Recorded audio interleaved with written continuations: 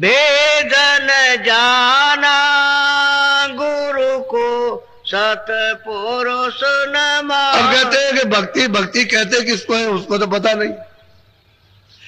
जो कृष्ण ने आदेश दिया या राम ने जो आदेश दिया और उसको बजा लिया, उसका नाम तो भक्ति है। तो भक्ति तो जिनको देखा नहीं कैसे भक्ति होगी? राम को देखा नहीं, कृष्ण को देखा नहीं, किसी महात्मा को देखा नहीं, भक्ति किसी करोगे आप? किसका पालन करोगे जिसको देखा ही नहीं आप? और कहते हैं महात्माओं के पास गया नहीं।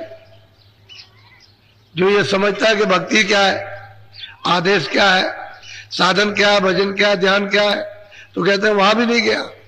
तो क्या मिलेगा उसको? कैसे समझ में उसकी आएगा? वो तो जो समझता है कि हमने रामायण पढ़ ली, गीता पढ़ ली, भागवत पढ़ ली, हम तीर्थों में हुआ है, चलो यही भक्ति है हमारी। अब इसको भक्ति कोई अगर कह दिया जाए कि खराब काम क्यों करते हो, तो कहेगा हम नहीं मानते इसको। तो भक्ति किस बात की है? किसकी भक्ति कर रहे हो? अरे भक्ति तो उसी को कहते हैं जिसके आदेश का पालन हो। आदेश का पालन नहीं तो भक्ति किस बात की? पति तो उसी को कहते हैं पत्नी की बात माने, पत्नी उसको कहते हैं जो पति की बात माने। अब भाई शिष्य तो वही, मुरीद तो वही है जो मुर्शिद की बात को माने, गुरु की बात को मान ले। नहीं भक्ति किस बात की? तो कहते हैं भक्तों की शरण में तो गया नहीं, ना भक्ति का भेद सुना, और कहते हैं भक्ति भक्ति भक्ति भक्ति भक्ति। कोई रामायण गीता पढ़ने का नाम भक्ति नहीं है। उसमें जो लिखा है उसका पालन करो, तो वो तो एक भी नहीं कोई करता। बोलो। गुरु सबको पार लगावे जो जो उन चरण कहते हैं कि जब वो वहां से आते हैं सतलोक से, सतपुरुष, वो तो आता नहीं, वो तो मालिक तो वही रहेगा, वो तो न कभी आया न कभी आएगा। तो जो उस बोध में जो सूरत आती है वही संत कहलाती है। कहते हैं उनको तो जाने ही नहीं उसको कि ये कहाँ के रहने वाले हैं, कहाँ से आए, क्या करेंगे। और जब तक कि वो मिलेंगे नहीं तब तक इसका छुटकारा हो नहीं सकता। ये उससे अलग हो गया, उस धारी से अलग हो गया, उस नाम से अलग हो गया, तो उसके साथ जुड़ेगा कैसे जब तक वो जोड़ने वाले ना मिले? वो तो एक धार फेंक रही है, उसको अपने से अलग कर दिया। अब दूसरी धार अगर मिल जाए जोड़ने वाली तो दोनों का तार तो एक साथ ही है, लेकिन अब कोई भेद जानने वाला मिले तो इसको जुड़ा के उससे जोड़ दे, तब तो वापस हो जाएगा। अब एक फेंक रही, उस धार पर बैठा हुआ, वो बराबर फेंकती चली जा रही और ले जाकर के उसने खानों तक पहुंचा दिया। अब वापस जाने की धार उसके पास है नहीं। तो बिना भेद के, बिना महापुरुषों के जीव कैसे उतरेगा, वापस कैसे लौट करके घर में जाएगा?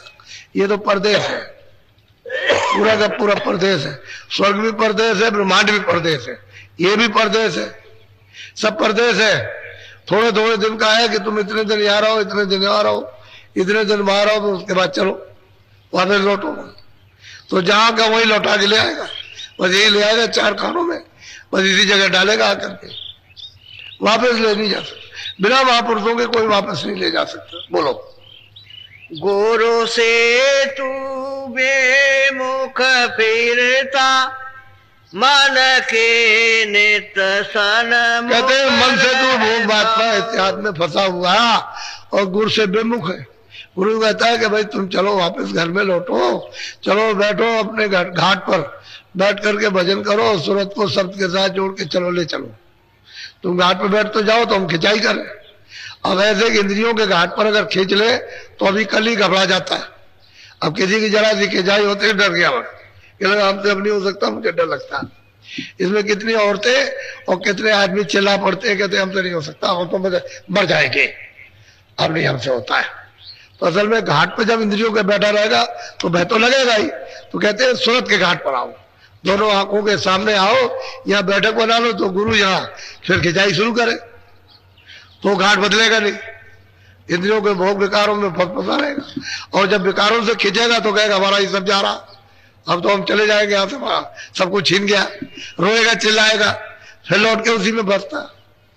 तो मन के सन्मुख रहता है, जो गुरु आदेश देते हैं उसका पालन नहीं करता, उसको नहीं समझता है कि गुरु किस काम के लिए आते हैं।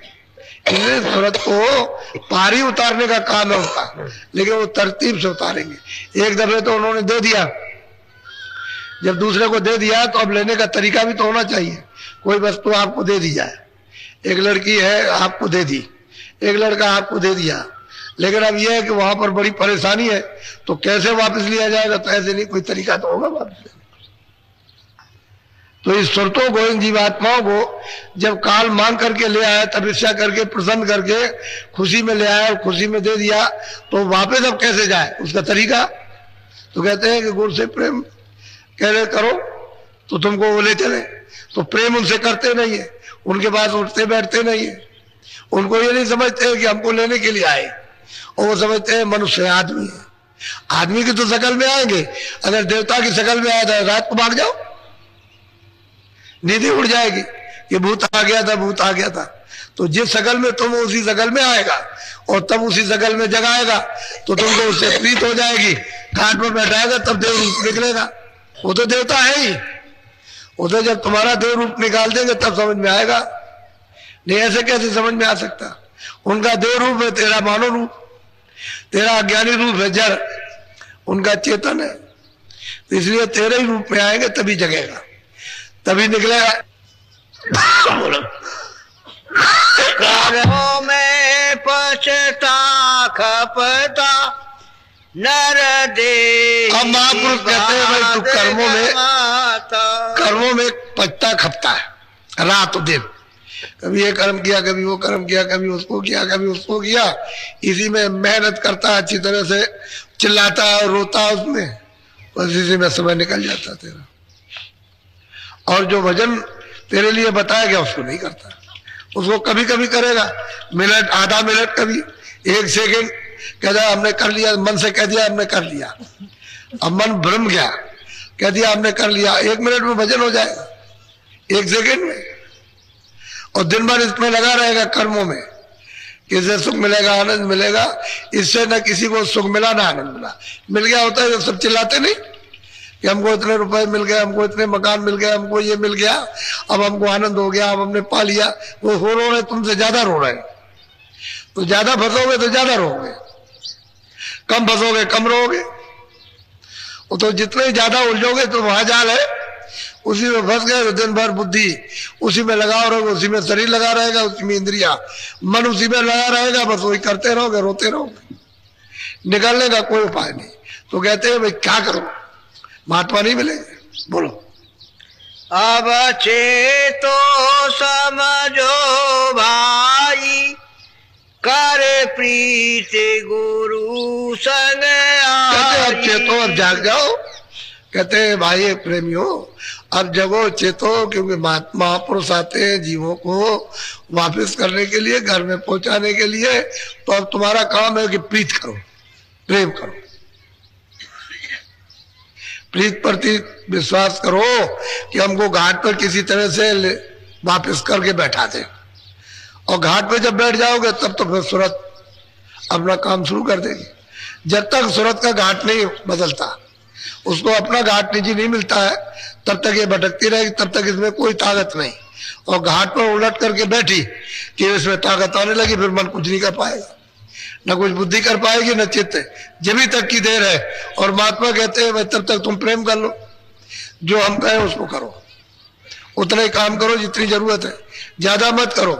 तो जितना प्रेम करते जाओगे उतने उलट जाओगे। उनसे प्रेम तो है नहीं, उनकी बात सुनते नहीं, उनकी बात मानते नहीं, उनको कुछ समझते नहीं, और जगत को सब कुछ समझते हो, यही हमारे सब कुछ है, अच्छे हैं, बच्चे हैं, कच्चे हैं, रिश्तेदार ये है, वो है, धन है, दौलत है, यही सब कुछ है जो कुछ है, बाकी और कुछ नहीं।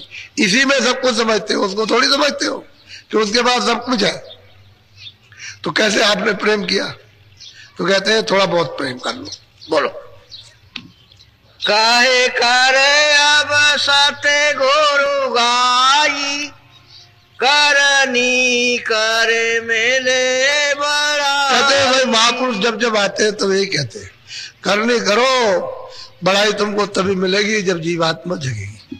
बड़ा स्थान जब भी मिलेगा, ज्ञान जब भी मिलेगा, चेतना जब भी आएगी, पार जब भी उतरोगे जब करनी करोगे।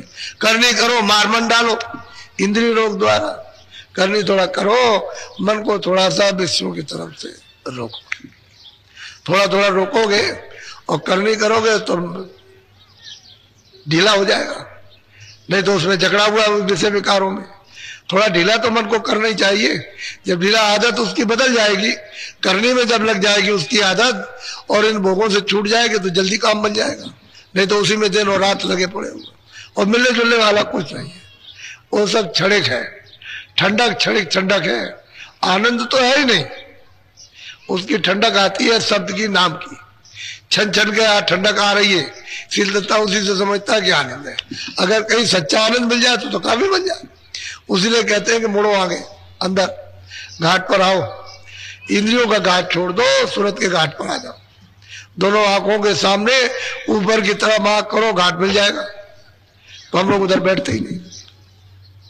और थोड़ा एक आध मिनट कभी ऐसा किया तो बस फट से किसी ने कुछ कह दिया, कहीं कोई आ गया तो आंख खोल दी और खोल करके उठ के चल दिए, काम करने पूरा दिन निकल गया। आप कुछ नहीं कर पाते। यही होता है घर घर में। एक आदमी आया, कह लगे भजन नहीं करता। कितनी देर भजन किया? कितनी देर कब किया भजन? तूने तो एक दिन भी भजन नहीं किया। कहता भजन नहीं बनता। अगर एक दिन भी करता, मिनट 2 मिनट भी, तब तो तेरा कुछ बनता। तो